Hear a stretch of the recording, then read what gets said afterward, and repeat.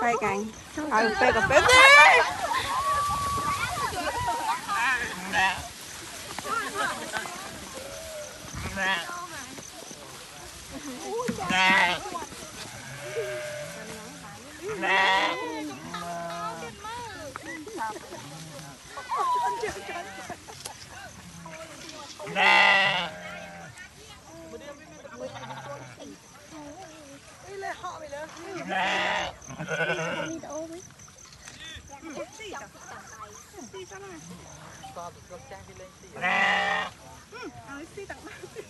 Phát màu